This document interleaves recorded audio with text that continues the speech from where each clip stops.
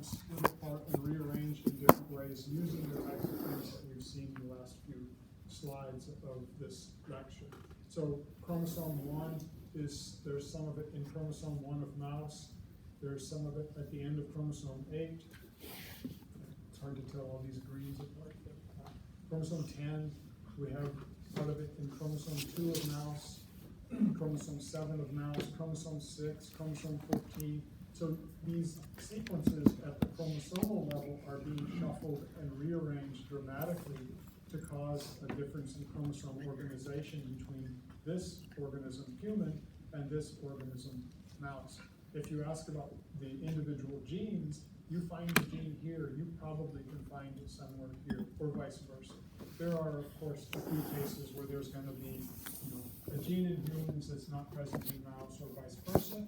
But by and large, things that you can find in this mammalian organism, you can also find here. It's just that the structure of the chromosomes has been really messed up and changed around. If you can figure out how species go from some organization like this to this organization, you will become famous. Okay? So how does this happen through time? It's an interesting question. What you see in any given moment is a kind of snapshot of chromosome organization, but this is a dynamic process. It's just that it happens over long periods of time. So if you can figure that out, your name will be up. Okay, what about sequence identity between human and mouse? On average, there's about 85% sequence identity between human and mouse genomes. So that's an interesting number to think about. 85% is a little hard to kind of get your head around, but if you say, out of 10 nucleotides, GAA, TTC, GAA, TU, if that's 10, out of 10, you maybe have one change, maybe two, on average. So if you compare these sequences, mouse and human, you can typically tell them that they're homologous, that they're complementary, right? It's easy to see. 85% is very high homology, and yet 85% creates either a human being or a mouse. So, interesting type of thing to think about. 85% is an average, right? There's some genes that will be 100% similar, some genes that will be, only in humans, so it'll be 0% similar. It ranges, but on average, this is the difference in genome sequence between two organisms that are as distant as human and mouse. Next example is a lineup of chromosomes from human and chimpanzee. Here we get even closer, super close, right? So what you have here is the staining pattern of human chromosomes of each type lined up on the left, and the staining pattern of these metaphase chromosomes from chimpanzee lined up on the right. And incredibly, they're basically the same thing, right? And in fact, if you compare human genome sequence to chimpanzee genome sequence, it's only about 1% difference. Right? So that's, out of 100, you have on average one change. That's really, really, really similar. And yet, the output is quite different, right? A chimpanzee versus a human being. The real kind of big structural difference in this diagram is chromosome 2. Chromosome 2 in humans is one large intact chromosome, but in chimpanzees, it's divided into a chromosome here and a chromosome here. You may show them lined up because it's so obvious what the origin is. So we can say chromosome 2 has been broken in the chimpanzee line, or it's been fused in the human line. But overall, things are very, very similar between these two organisms. So about 1 in 100, 1% difference in genome sequence. There will be other things. There will be things that are present in humans that aren't in chimps and vice versa. But overall, 1 out of 100 is the approximate genome similarity. And people try to look at human genome, the human genome compared to chimpanzee genome, and see what the differences are, and ask the question, well, are those genes that are different, are those the ones that are really causing, let's say, the humanness, right? Like brain function and so forth. And they can highlight, or they can identify some that have some plausible connection to being a human, having a better brain, I guess. so forth compared to chimpanzees, but still there's a lot to be done. It's interesting idea. So the similarity here raises other questions, kind of almost cultural, ethical questions, and that is highlighted in the next slide. So the similarity here and the similarity in behavior and phenotype and all that between chimps and humans raises questions about whether they have the same rights. Right? So here is a headline I found a few years ago, 2017 or 16. Okay, anyway, a few years ago, I guess the issue arose whether or not chimps have the same legal rights, and according to the decision of this particular court, they say no. So I guess humans mounted a legal case on behalf of chimpanzee Tommy, saying that he was imprisoned, okay, and that he should be released or has the right to sue for his release and so forth. And this particular, without saying that's right or wrong, it's just an issue. It's something that is discussable. And then the article says that no, the court says that chimps don't have the same rights. So just kind of an interesting, extension maybe of the genetic similarity. And another related example, I don't know whether you saw this a few years ago, but there's the story of the photographer who left his camera somewhere in the forest or whatever, right? And the monkey goes over and picks it up and turns it around on himself and takes a selfie.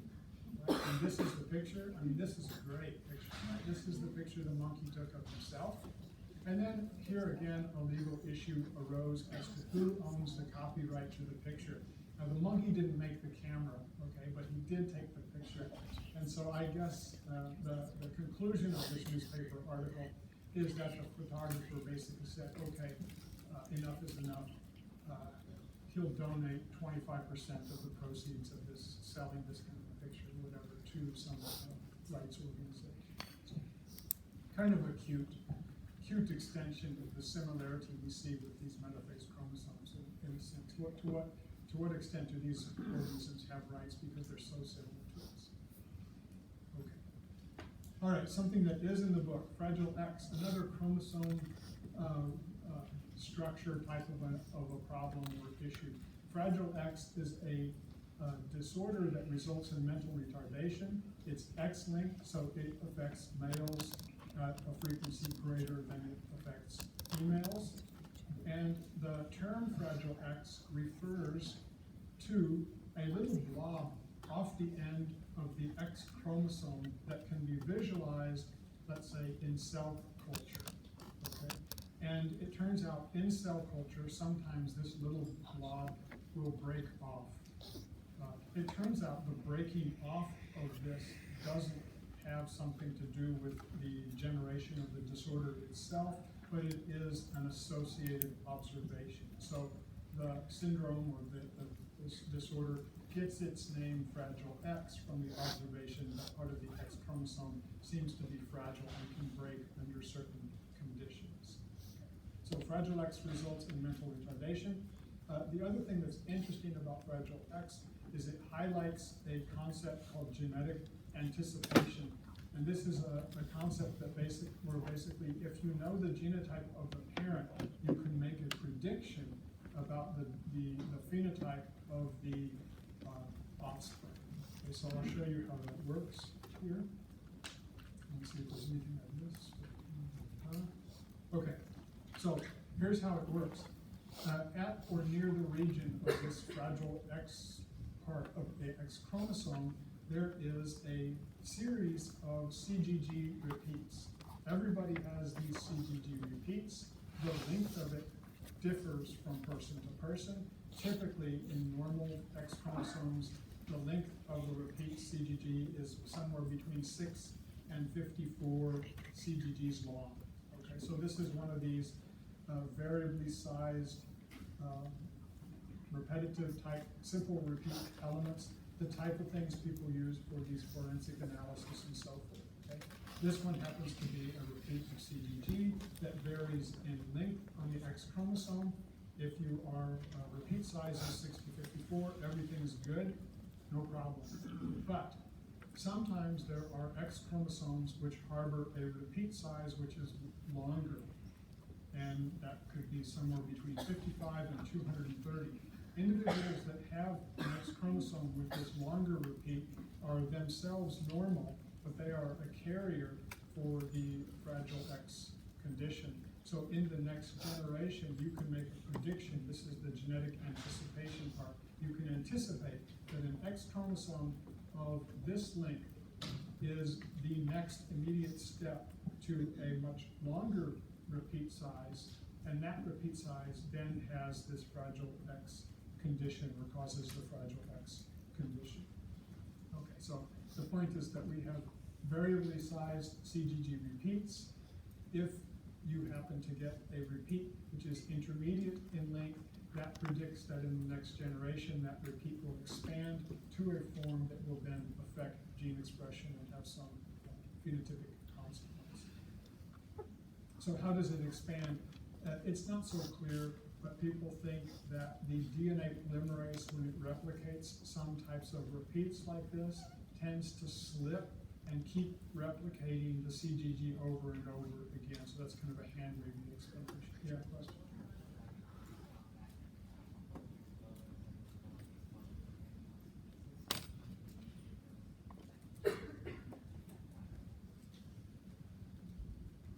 It could be. I don't know. It seems possible to me. You can, that's right. And so amniocentesis is a way to assess chromosome abnormalities and so forth, right, in the fetus. It has good sides and bad sides. The bad side is it can be dangerous, right, as a procedure. The good side is you can get, fetal cells with their chromosomes, and you can look at them and you can make a determination. That's right. Okay, so what's the significance of the CGG? It turns out CG dinucleotides, that is the CG part of CGG, just the CG, are nucleotides that can be methylated. The DNA bases on the C can be methylated, and methylating the C nucleotide will affect gene expression. This is called epigenetic effect. It's something that you can kind of impose on a DNA sequence to control gene expression. Right? So you could have one sequence which has CGs that are not methylated. You could have another sequence which is exactly the same. And the Mendelian view would be both of those sequences would have exactly the same output. But you could have one that's methylated. You could apply this kind of methylation mark on one of those sequences. And even though the sequences are identical, they may then have different outputs as a consequence of that. And we'll look at this type of phenomenon a little bit more when we look at non-Mendelian genetics. So the point here is the expansion of the CGG repeat to many, many, many more units has allowed for many sites for methylation at these CG dinucleotides. And methylating this region is associated with repression of gene expression. So genes nearby are silenced. And one of the genes that's nearby is called FMR1. I don't remember what it stands for, but it's some sort of RNA metabolism gene that maybe binds and regulates RNA and affects gene expression. And this gene gets silenced as a consequence of methylation of this very large repeat. The gene is supposed to function in the brain. It has something to do with brain development. So as a consequence of this repeat expansion and methylation, you silence an adjacent gene called FMR1. Therefore, you don't have proper levels of FMR1 to regulate RNA metabolism and gene expression in the brain as it develops, and that seems to be the consequence then of the Fragile X syndrome itself.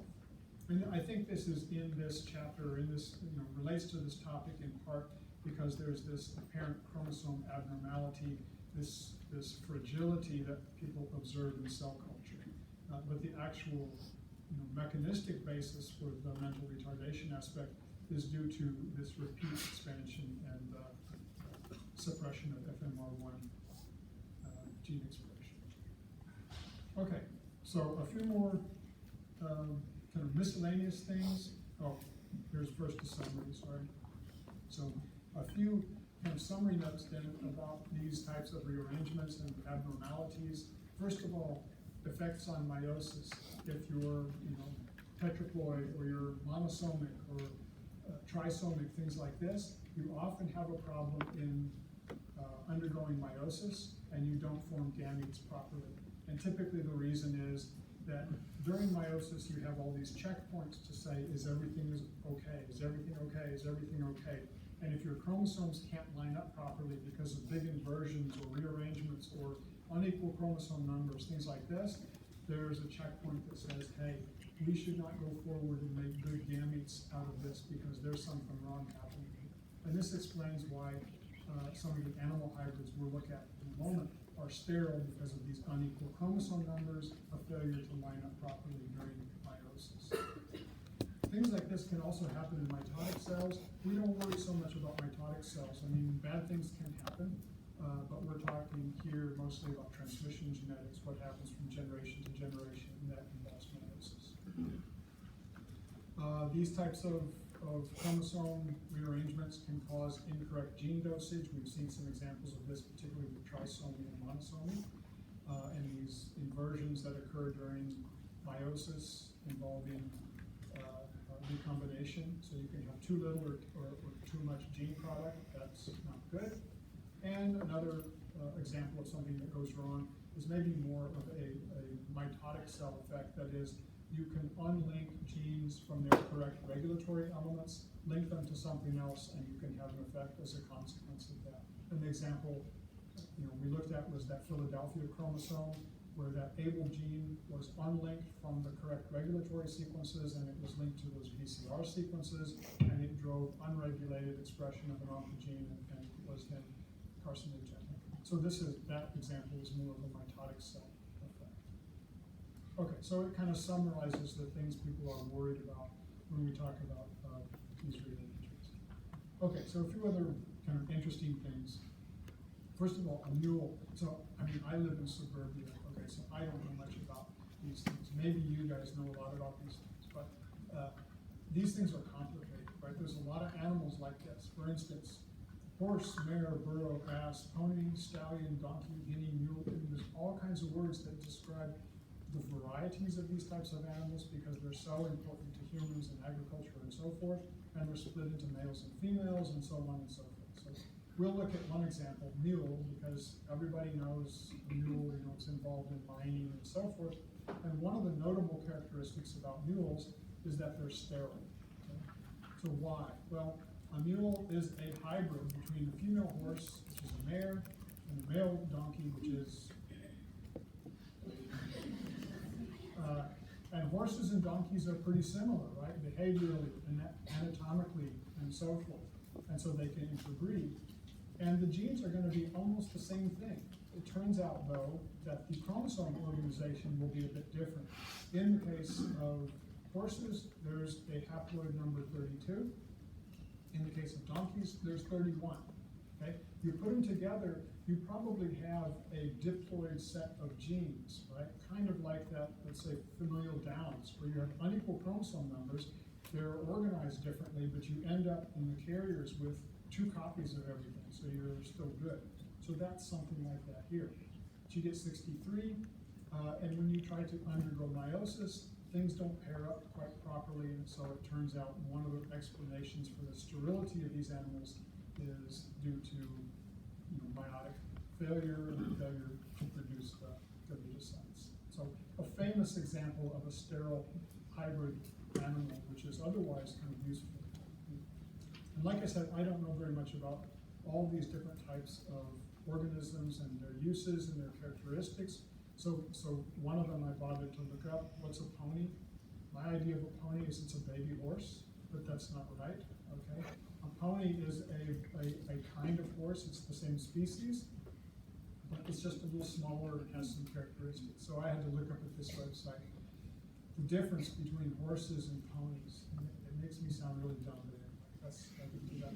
So they have a really funny phrase in here which I wanted to kind of add because I thought it was curious. It says, ponies are very adept at avoiding work and withstanding the consequences.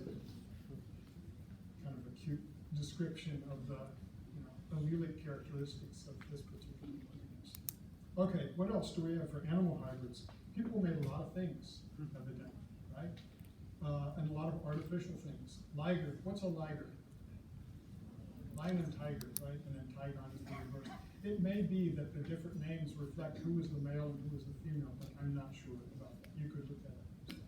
Wolf dog, I don't have to ask, right? You know what that is. Zorse, what's a zorse? Zebra horse, zoni, right?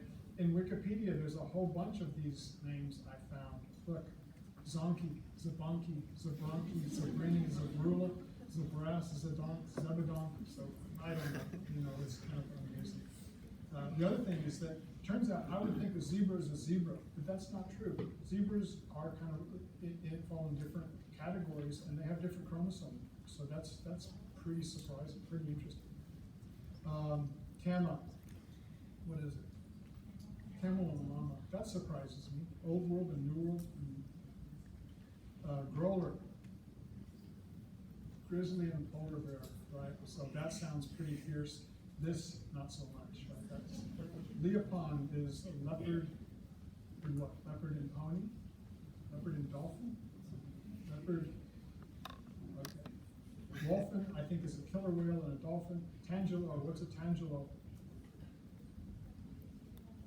Yeah, I don't know what a pomelo is, but you see them once in a while in the grocery store. Tangelo and pomelo. And then centaur and mermaid, just.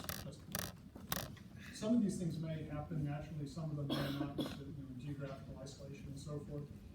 Some are allowed, some are not allowed. Some, it may depend on the directionality, who's the male, who's the female, so on and so forth. But they're kind of interesting things to show what is can happen. Okay, last one is a number of years ago, a student came up after class and told me about another mechanism of organisms being sterile that I wasn't familiar with, but which is pretty interesting. And it has to do with cattle. And it turns out when a cow has twins, you get different outputs depending on the sex of the twins. So it's really, really something. And a different mechanism of sterility. So a cow can have twins, and you can have the following combinations. Male and male. In that case, generally, both offspring are fertile. You can have a female and a female, and in that case, generally, both offspring are fertile. But you can also have a male and a female. And it turns out in cattle, the consequence of a twin pregnancy involving male and female is that it seems like there's a masculinization hormonally during development such that the female, in this case, tends to be infertile. And this is so consistent and happens with such regularity, those females actually have a special name called freelotten to describe this phenomenon. So in this case, you have an organism which is sterile, but the cause is environmental, right? The environment during gestation. So just kind of an interesting alternative view of sterility, a different mechanism to produce it. Okay, good. So that concludes chromosome structure, rearrangements, transpositions, so on and so forth. All right. So now we're going to switch to non-Mendelian genetics, and this covers all sorts of weird things, and there's a lot of kind of really interesting things. When people figure out the basics of genetics, Mendelian genetics, chromosome assortment, segregation, so on and so forth, the thing you want to do is find new things that violate those rules, phenomena that don't make sense, right? And as people explore those types of things, they uncover lots of different types of genetic phenomena that don't really fall into that traditional Mendelian genetics framework. So it's genetics that doesn't really seem to follow or is quite different from our basic rules that we've seen so far. And there's a lot of weird stuff here, so we'll go through some examples of this. I should say that in the books that we're using, the old book has a separate chapter on non-Mendelian genetics, and it's pretty decent, and there's questions at the back of the chapter. The new book, as I mentioned before, it combines these extensions to Mendelian analysis, which is those 2 gene systems we looked at, like agouti and chicken comb type things. It combines that information with these extensions or non-Mendelian kind of thing that we're going to talk about here. So the new book's coverage of this is a little weaker than the old book, but I think it's okay. Follow along with the lecture. I put a lot of things in the lecture that neither book has, so I think it'll still be okay. But just keep that in mind, that you have to kind of go back to that extensions chapter in the new book to pick up again what we're talking about in this lecture. Okay, so one example, simple example of a kind of a non-Mendelian genetic model involves these rabbits. And of course, there's lots of cases where just knowing the sequence of the gene, and knowing the organism has a gene, doesn't necessarily predict the phenotype or the output, right? In Mendelian genetics, we just look at whether it's dominant or recessive. Maybe there's one gene, maybe there's two, whatever, but the basic rules still apply. But genes can be expressed in very different ways and dependent on lots of other conditions, right? They can be dependent on the mating type of the individual. Males and females are going to express genes slightly differently. It can depend on genetic background. You can have a gene that has an effect or an output in one individual, but doesn't in another individual because of all the other background genes that are different between these two organisms. You can have effects of temperature, and that's the example we'll look at here. Nutrition, age, all these things affect gene output. And those are kind of non-Mendelian concepts, right? You can't just look at the sequence and say, from the sequence, I predict the phenotype. So here's one example of this type of thing involving the rabbits. The rabbit is supposed to look like this. This is the Himalayan coloration pattern of dark ears, dark nose, tail, feet. Okay? And the question is, how does this arise? And so the normal pattern for an animal that's raised at 25 degrees looks like this. Ears, nose, feet, and tail are dark. The core of the body is white. And the reason is there's a gene which produces an enzyme that's responsible for converting tyrosine to melanin somewhere in this pathway. And this enzyme produced by this gene is heat sensitive. Okay, so at higher temperatures that might be present in the body itself, the gene or the protein is inactivated and doesn't convert tyrosine to melanin. But at lower temperatures, the protein folds properly and does perform this reaction. So obviously, ears and nose and feet and tail are kind of on the outside, and so their temperature there is lower, and so the enzyme is functioning, and you do see this dark coloration. But in the body itself, which is warmer, the enzyme is inactive because it folds improperly or denatures or something like that. And we can show that by raising the animal at higher temperature. If you raise the animal at higher temperature, the enzyme is inactivated everywhere. So even though the gene is present, it's not doing anything in this case. Okay? And we might suppose that, well, you can explain this versus this based on where the gene is expressed. Right? Maybe this gene is expressed here, here, here, here, and there's no gene product whatsoever here. That would explain this, right? Just based on the pattern of expression. Okay? Now that's unlikely because we don't have ear expression and nose expression and foot expression and so forth. But you could still imagine that you have, in some way, unequal expression levels of the protein here versus the core to explain it. The problem is, in this experiment, what we're doing is we're taking the animal and we're cooling a specific region. If the enzyme weren't there at all, you wouldn't see this spot. So we know that the enzyme has got to be expressed in this region of the fur. It just doesn't have an output because of the temperature. Because we can make the output appear by cooling this particular region right here. Okay, so here's the take-home message is there's a gene present, but what it's doing is being regulated, in this case, by some temperature-dependent phenomenon. So it's non-Mendelian in that you just can't go from the sequence to say, yes, here's the output.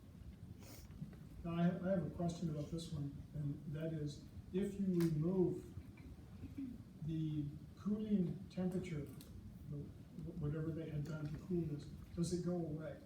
I don't know the answer. Anybody know? Anybody happen to know? I mean, is it, permanent or not? I would think it would decay after, do you know? Well, not for sure, but I would say that melanin doesn't in the hair and it would shed its hair eventually, so over time it would go away. That's what I would But think it too. wouldn't be rapid. Yeah, right, I would think so as well. That's what would be my prediction, but I don't know for sure, but that's what I would guess.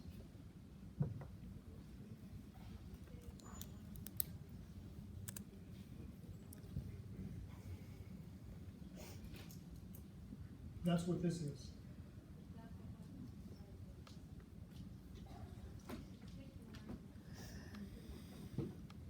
Oh, if you go from this, from an adult, and you put him here, then if there's a decay in it, then you should see the rabbit turn white. Yeah, maybe so, I don't know. Interesting questions. Okay, let's go forward. So one of the major non-Mendelian topics has to do with organelle inheritance. And this is something that you don't ever really think about. You always think about these nuclear genes and diploidy and dominance and recessive and blah, blah, blah, right? Everything is about this. And yet we still have to consider these organelles. And the organelles give rise to a lot of pretty interesting genetic phenomenon in their own right. So the key here is that we have to consider mitochondria and chloroplasts, and both mitochondria and chloroplasts have their own DNA, right? It's separate from nuclear DNA. In both cases, it's a circular piece of DNA like bacteria have. It's not a linear chromosome, and we have to handle or do something with the inheritance of this piece of DNA because it's essential. So if you're an animal, you have mitochondria. If you're a plant, you have both mitochondria and these chloroplasts. So here's a kind of cartoon depiction of what we're talking about. The key is that they do have DNA, and we have to consider the transmission of that DNA from parents to offspring in a way that's different from the nuclear genome that we've concentrated on. And the transmission is different. Okay. And the transmission is maternal. It's only maternal. So it turns out oocytes are really, really big cells, right? And in the oocyte, you not only have a haploid nuclear genome, the result of meiosis, but you have lots and lots of other components that kind of help the zygote get going right after fertilization. So the oocyte provides a lot of stuff, right? Think of a chicken egg or something like that. There's a lot of stuff. Even if it's a single cell oocyte, they're always big and they have a lot of stuff in them. And one of the things they have in them are these organelles with the organelle DNA.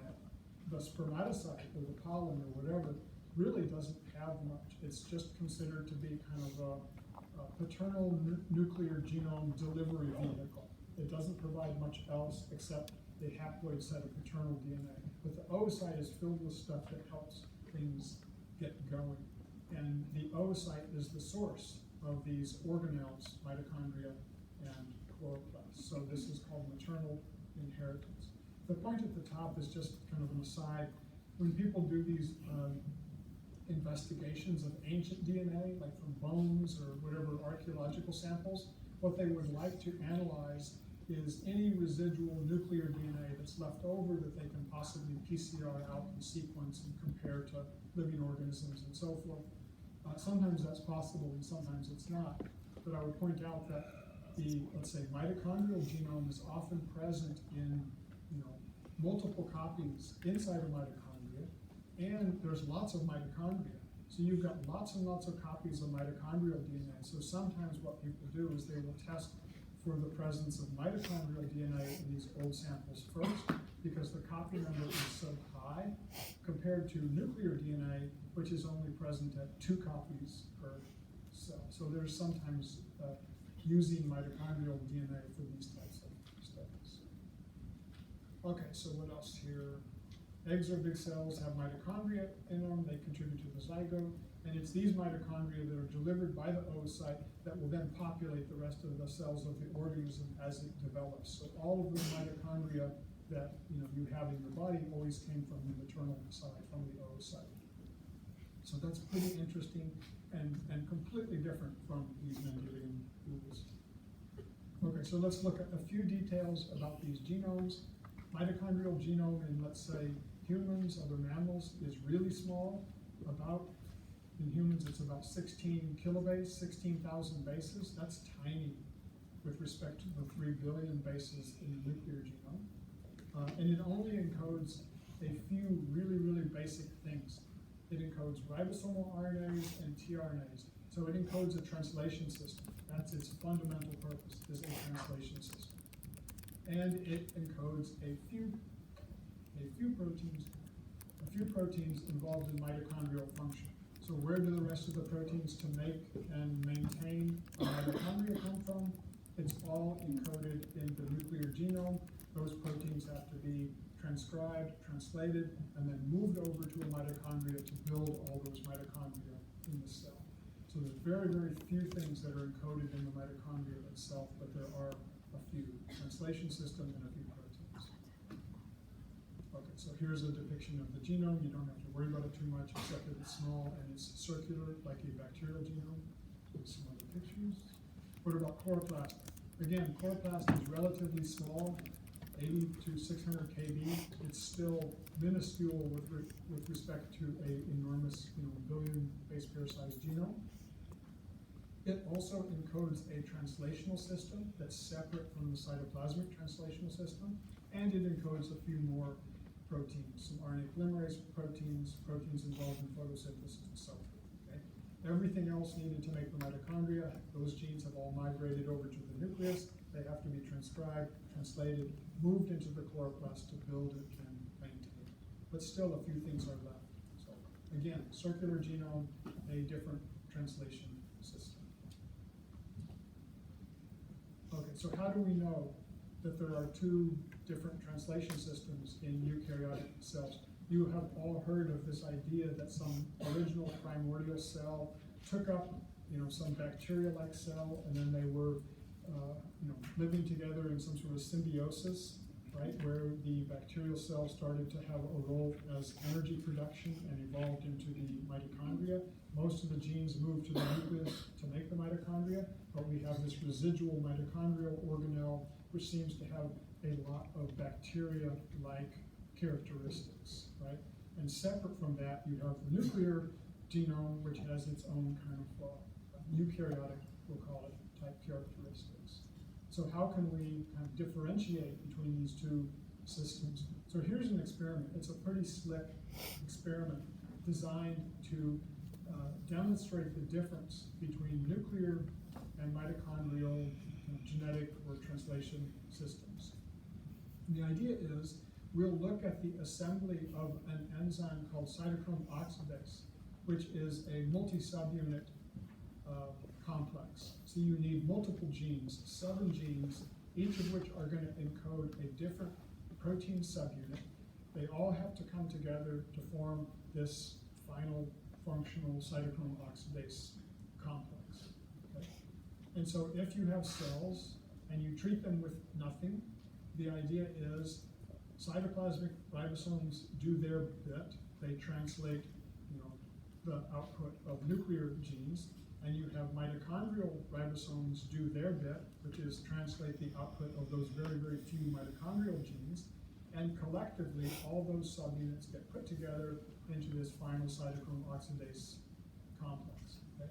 In the middle column here, we've treated the cells with chloramphenicol, and chloramphenicol is a poison that's basically going to kill the mitochondrial translation system. So it's an antibacterial antibiotic. Okay? The idea is you treat with chloramphenicol, you kill translation off the mitochondrial ribosomes just as chloramphenicol would kill translation in a bacteria. Okay? And as a consequence of stopping translation from these guys, you only get a subset of the subunits produced, and those subunits are produced because the cytoplasmic translation system was still okay. So that's pretty interesting. And then vice versa, if you have an agent that will target the cytoplasmic ribosomes, then you can kind of do the opposite experiment. If you treat with cyclohexamide, which damages eukaryotic translation, its effect will be selective for the cytoplasmic ribosomes, so they won't work. The mitochondrial ribosomes will still work, they'll make their few subunits, but you won't get those subunits that are encoded by the nuclear genome. Does it make sense? It's a pretty neat little experiment where you can clearly see the difference, the roles of these two different translation systems that are present in eukaryotic cells. Okay, good enough. So we'll go through a few examples of this maternal inheritance of organelles. The first example involves inheritance of chloroplasts or leucoplasts from this plant called 4 o'clock plants or marvel of Peru. And their kind of defining characteristic is that the flowers tend to stay open late in the day and into the night for some reason. And the plants can have leaves and a look that's different depending on the type of organelle that they have. They can be kind of fully green, they can be white, or they can be variegated or kind of striped green and white. And we can explain this by looking at the transmission of these organelles from parents to offspring. And if we summarize the types of mating experiments that were done in this case to kind of elucidate the model, the idea is if the female, which is donating the egg or the oocyte, right, which is this big cell with lots of stuff in it, including these organelles, if the female is a white plant, it doesn't make any difference what the pollen is, where the pollen comes from. It can be from a white plant, it can be from a green plant, it can be from a kind of mixed white and green plant. It makes no difference. The phenotype of the offspring is white, which is determined by the oocyte.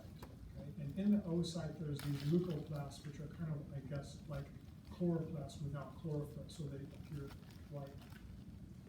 If the female plant is green, then the oocyte will contain chloroplasts, and it makes no difference where the pollen came from. It can be from a white plant, a green plant, or a mixed plant. In every case, the offspring looks like what it got from the oocyte, whatever was donated from the oocyte here. And then variegated is kind of our last case. Variegated means, well, the oocyte distribution of chloroplast and leucoplast might swing a little bit towards chloroplast, they might swing a little bit towards leucoplast and so forth, but it varies a little bit. And so as a consequence, we get kind of a mixed output in the progeny, kind of like what the plant was itself to begin. So the rule here is you can make a prediction about the phenotype of the offspring based on the inheritance of this organelle of a particular type from the mother, because that organelle is present in the oocyte. And a picture of this is here. This is from the book. I mean, if you need, it's basically just an illustration of what I said, but here a parent female plant is contributing an oocyte or an egg. Within the egg are all of these, in this case, leucoplasts, which are white. It makes no difference what the pollen is. All of the cells that arise as a consequence of this fertilization still are going to have this leucoplast, and so the progeny are white colored. In this case, the female plant is green, and so the organelles are chloroplasts. It makes no difference what the pollen is. That's just a haploid paternal genome delivery vehicle. The oocyte itself is controlling the phenotype here because of the transmission of these extranuclear organelles. Okay, so example 1 for this. Example 2. Saccharomyces petite mutant. So Saccharomyces is a very, very common model organism used in molecular biology. It's a single cell. It grows like bacteria. You can grow it in media in a flask. You can plate it out on agar plates and you can see colonies, so it's a lot like bacteria. But it's a eukaryote, so it has advantages for us to understand our types of cells because of that feature. So Saccharomyces has mitochondria, and we're going to look at some of the effects of mitochondria and nuclear mutants in this model system. And so I have a bunch of cases, nuclear petites, neutral petites, and suppressive petites, which I've written a bunch of words, and you can read the words, right? And then I have, subsequent to this, some examples and pictures of a nuclear petite mutant, a neutral petite, and a suppressive petite mutant. So before we get there, let's look at the life cycle of this. I should say petite means the colonies are small, they're sick, that's all that means. Petite means that the colonies aren't normal wild-type sized colonies, they're sicker, they're weaker, and the reason in this particular case is that they're really not making enough energy, or ATP, so they've got some defects in the mitochondria. So life cycle, this looks complicated, but it's not so terrible bad. The idea is that you've got kind of the yellow side and the pink side. This reflects the different mating types. Saccharomyces has two mating types. They're called alpha and A, okay? And this organism goes through a haploid diploid life cycle like we saw before. The cells can grow as alpha mating type in haploid form perfectly well. They can also grow in haploid form but are the A mating type, so that's all fine and good. A and alpha can mate or fertilize or join to form diploid. Now the cell is diploid and it can grow perfectly well, so you have the 2N or diploid version growing perfectly well here, and this cell can make a decision to enter meiosis and form haploid spores, which then go up in this direction or go down in this direction. Okay, so it alternates between the diploid and haploid stage of the life cycle. There's two mating types, there's fertilization, so on and so forth. So we need to understand this at least to some extent to appreciate what's going on in the experiments to analyze these petite mutants. So we've got three of them. First one, nuclear petites or segregational petites. I blew the figure up really big, so it's not your eyes, it's the figure. I know it's now frozen. Inheritance of nuclear petites. So the observation is you've got a strain of Saccharomyces that doesn't grow very well. It makes small colonies, therefore it's called petite. And we would like to understand why are these cells defective in, let's say, energy production.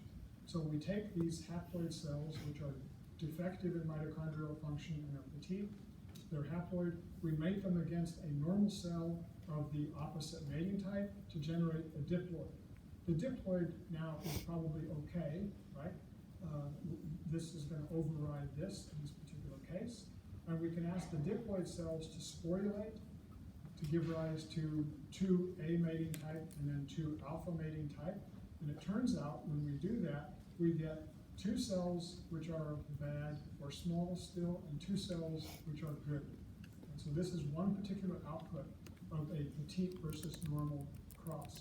And this is the kind of nuclear encoded mitochondrial problem, and it's segregational. The idea is, you've got two chromosomes, right? Then you duplicate, now you've got four, then you're going to sporulate or undergo meiosis, so you're going to get 1, 1, 1, 1, right? That's kind of where we get the 2 and 2 here. So this is basically the consequence of a gene that's encoded in the nucleus dividing and segregating according to Mendelian principles. So that's why they're called nuclear or segregational petites.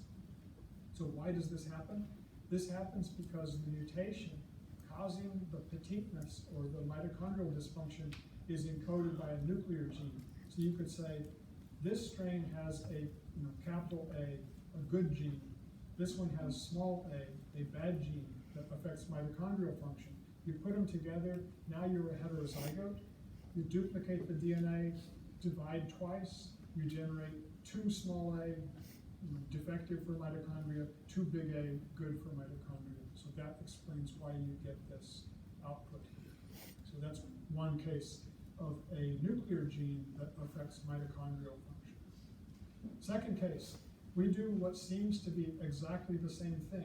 It seems we take a strain of yeast that makes small colonies and is defective in mitochondrial function. It's haploid. We mate it against a normal cell of the opposite mating type, which is good for mitochondrial function. It's now diploid. We sporulate it, and lo and behold, everybody's good. Okay, so we need to explain how this occurs. In this case, the explanation is there are defective mitochondria in this cell.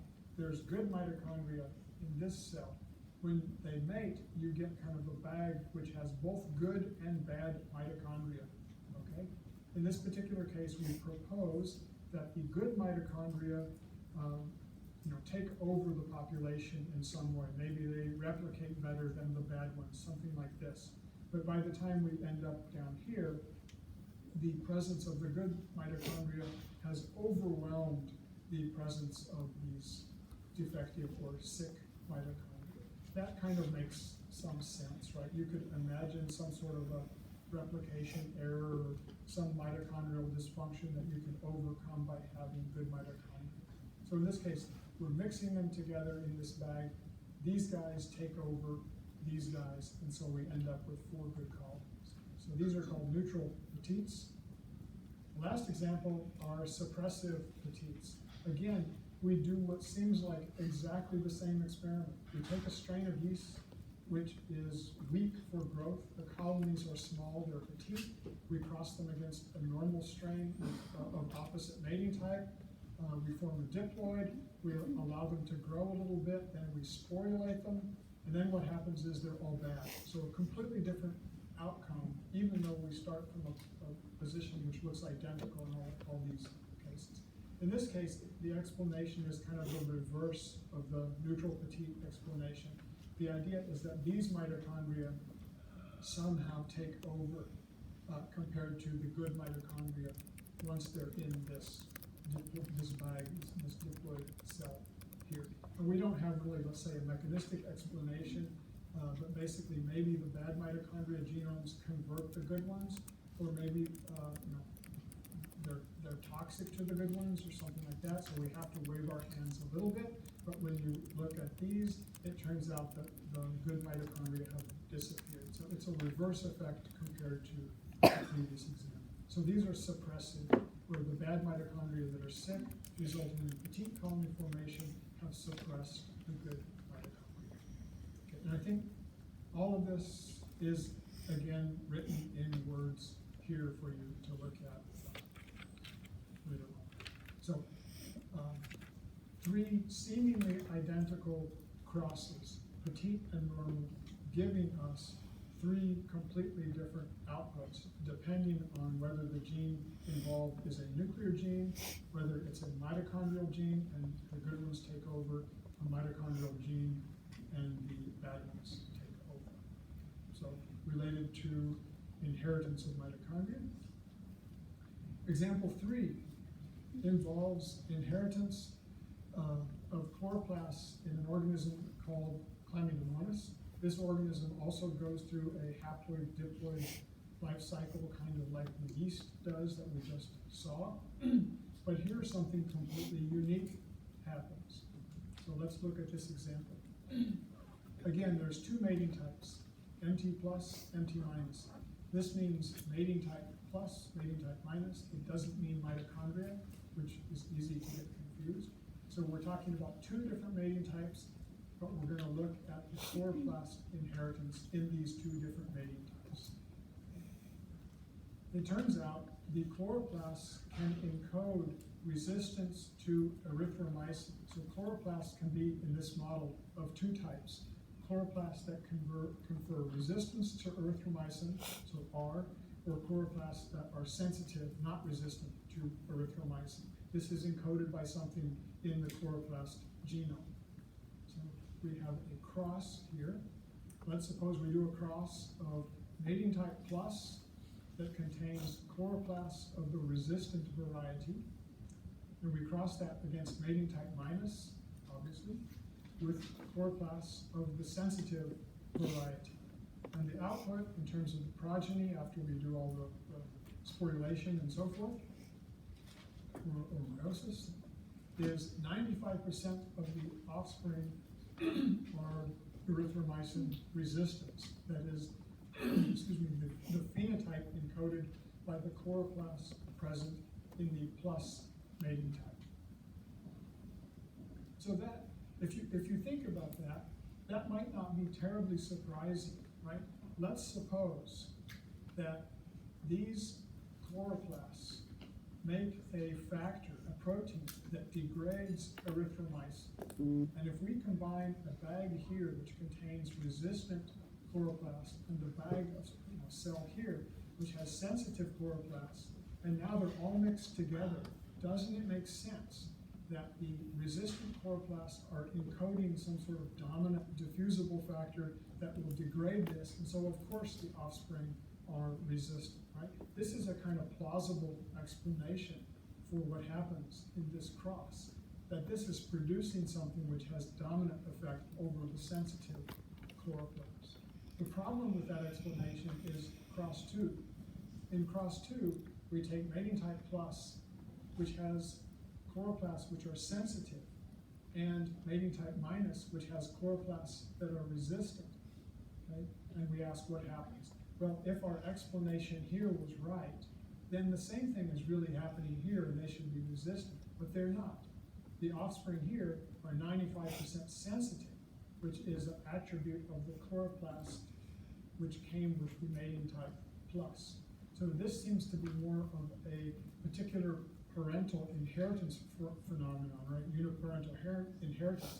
You're getting the genotype and phenotype of chloroplasts that were associated with the MT plus mating type in this case and in this case. So this lets us rule out the alternative that, well, maybe this is making something that spreads throughout the cell and degrades erythromycin.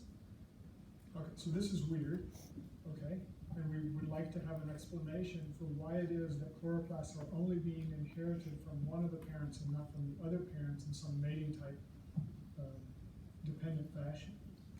And the explanation, so this is just a picture from the book describing the same thing. Mating type plus, erythromycin resistant.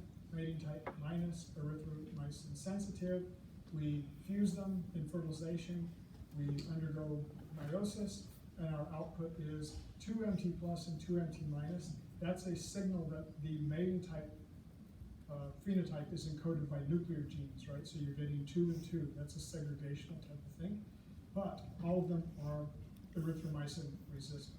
We reverse it, mating type plus sensitivity, mating type minus resistance. Do the same experiment. Again, we expect to get 2 MT plus, 2 MT minus, but in this case, they're all sensitive. So that just pictorial form shows what I just mentioned. So what's the reason?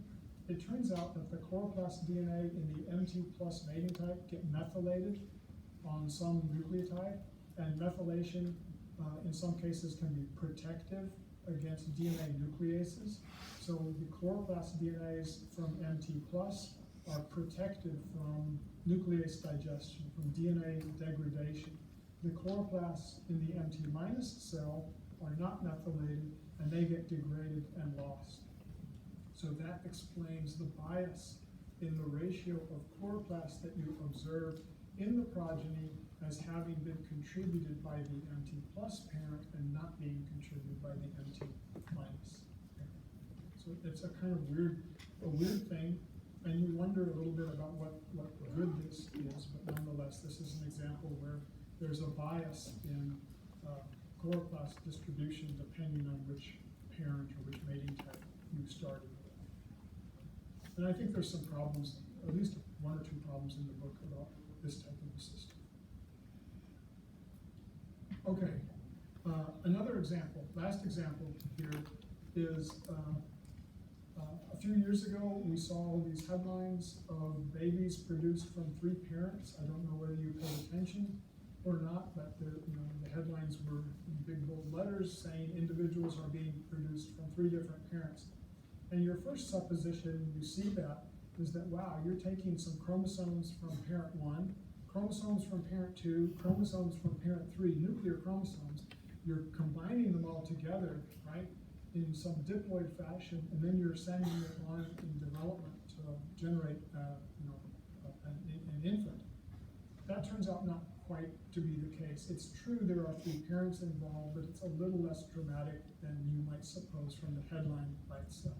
But nonetheless, human beings with 3 parents, question mark. Okay? And the answer is yeah, in a sense, this is correct, and it involves these organelles, mitochondria, and so forth. The idea is a mother wants to have an infant with a certain father, but she knows that she has a mitochondrial genetic disorder, okay?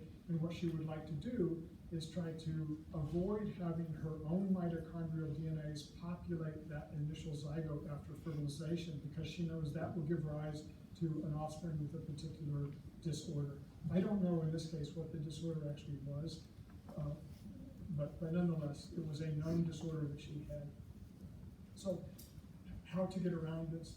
To get around this, people use these recent reproductive technologies, in vitro fertilization, the ability to remove and add oocytes and so forth, or nuclei from oocytes and so forth. So again, an advantage, part of the reason these things work is oocytes are super big. Okay? It's not a typical somatic cell you grow in cell culture. They're big, so they're easily manipulatable through under the microscope and so forth. So in this picture, what we have is the mother who wants to have a kid is this oocyte, and the mitochondria are shown as being red and defective. So she doesn't want these to contribute to the zygote and to the offspring. We have a donor oocyte from someone else. We remove the nucleus from the donor oocyte. That leaves a bag of mitochondria and other components that will support early development, but there's no nucleus. We take the nucleus from the mother and try to not add in any mitochondria. Take this nucleus, it's a haploid nucleus, and we put it into this oocyte that has had its original oocyte removed. Now we have a haploid nucleus with her nuclear DNA and the donor's mitochondrial DNA, and then we fertilize it with sperm from the father, and we generate a diploid zygote, which can then be implanted and grow up into an individual. So that's basically the what was behind these headlines of 3-parent individuals, so on and so forth. Okay, and to the left, I just found a review article covering this type of phenomenon, and this is part of the abstract of that article. It's not necessarily the best review or the worst review, but it tells you, basically a summary of kind of what's happening here. And they say mitochondrial dysfunction has been recognized as a significant cause of a number of serious multi-organ diseases, particularly for those tissues that have high metabolic demand, brain, heart, muscle, so forth. If the mitochondria aren't well, some tissues are going to be preferentially affected compared to others, right? Mitochondrial disease can be due to mutations in mitochondrial DNA or in nuclear genes. Well, that's what we just saw with those suppressive and neutral and segregational PTs in yeast, right? There's no curative treatment. Given lack of treatment and so on and so forth. Okay, since mitochondrial DNA is strictly maternally inherited, 2 approaches have been proposed, and then they go on to describe, and I think this is one of the approaches that they describe. Yeah.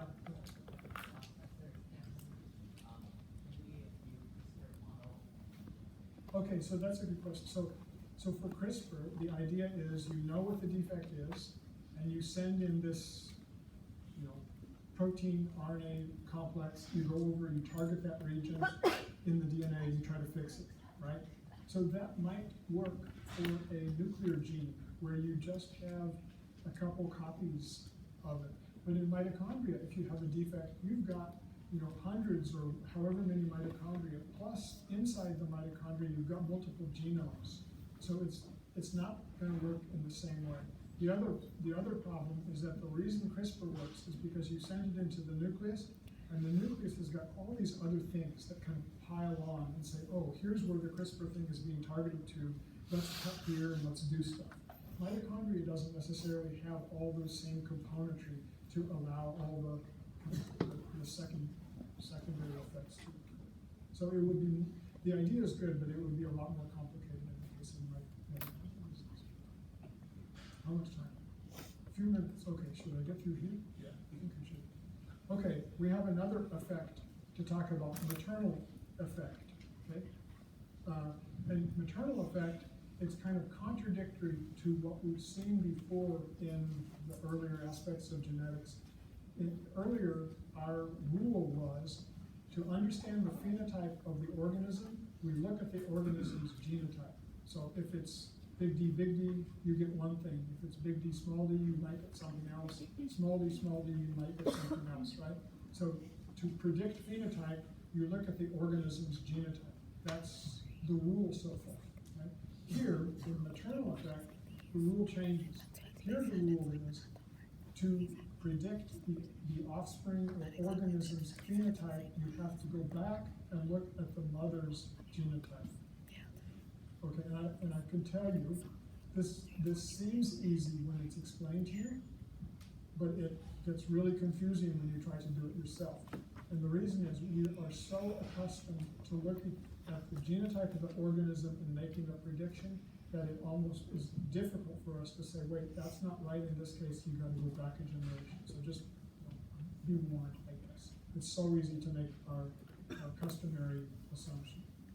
So the example we'll look at has to do with the coiling of shells in this Limnaea species. And we've got two breeding experiments shown in this picture, one in A here and one in B here, okay? So in this case, what we're gonna look at is the direction of coiling of the shell, and we're gonna look at the genotype, which is gonna be denoted with this gene D coming in two forms, big D, small d. So the shells can coil to the right, which is this way, which is dextral, or they can coil the opposite direction to the left, which is sinistral. And so those are the two kind of phenotypes we'll look at. And this is controlled by this D gene, which comes in two allelic forms, big D and small d. So this female coils to the right, and her genome happens to be big D, big D. This male coils to the left, his genome happens to be small d, small d. We cross these, we're going to get a heterozygote, big D, small d. The heterozygote coils to the right in this case, okay? Now, the reason the heterozygote here coils to the right is nothing to do with their own genome, it has to do with the genome of the mother. And the genome of the mother has a big D allele, that causes her offspring to coil to the right. So let's keep going. Let's suppose the big D female is mated now with big D males, or their self, however this organism works. So in a monohybrid cross like this, what are we going to get? Big D, two sets of big D, small d, small d, small d. That's all fine and good. They have each their own genotype, but we cannot predict the orientation from the genotype here. We have to go back one generation, look at the female here. She has big D, therefore all of these will coil to the right. Okay? We could cross each one of these against themselves. The mother here would be big D, the offspring would be right. Big D, right. Big D, right. This mother is small d, she doesn't have the big D, her offspring will be left. So we don't look at the genotype here, we look at the genotype of the mother. Okay? Likewise, for this mother, it's easy to suppose that she coils to the right because of big D, but what we're not shown is her own mother. Prior to this, that's going to determine why she coiled to the right. Likewise, for this male, small d, it's easy to make the assumption that it's small d and coiling to the left because of this. It's not. It's because his mother was small d. So in this model, you look at the phenotype, and then you got to go back a generation and look at the genotype of the maternal parent. So the example on the right is kind of the same thing. In this case, the female is small d, the male is big D. We generate heterozygote. The genotype here, the heterozygote, is the same as the genotype here, but the coil direction is different. Here it's right, here it's left. So you know you can't predict the phenotype from the genotype. You've got to do something else. And the something else you got to do is go back and look at the genotype of the female parent. She's small d, therefore the offspring are coiling to the left. Yeah, question? Oh, they show male and female here, and then they just show one thing here. So we suppose either of two things. These things can self, and so there is a female and a male, and so they just self, and so it's all good. Or they're just omitting the fact that, well, we really do have a male big D small d and a female big D small d. Either way is okay, it's just, we're not worried about it. Okay, I think that they're trying to simplify things here, but then indicate the maternal derivation in this part. But they don't, they're not as complete as they might be for depicting all male female. Okay, I need 1 minute to finish this, okay? Why does this happen? This happens because of this big D gene. Turns out big D encodes a protein that controls the orientation of cell division early in development. So if you have big D in the oocyte, you twist one way. That's why it's the maternal side that controls the phenotype of the offspring. Big D is deposited, you twist one way. No big D protein, you twist the other way. And you can prove it through these oocyte cytoplasm transfer experiments. You can take just the oocyte cytoplasm, take it out, it has big D protein in it. You can inject it into a small d oocyte and cause a reversal of what you expect. So it proves that the mother is laying down a set of components in the oocyte which are having an effect on the phenotype of the offspring.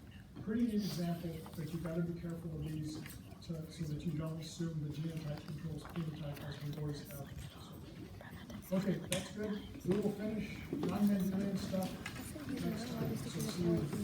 How did you know you had to pair these two up specifically learning? Do you understand? It was because like it has to be less than this or something, or like around that number. Oh, really? I think so. So they use 0.05 for this, 0.5 for this, and for that. I think that's, but I wouldn't have gotten it on there. Oh, and I think I also kind of speculated these.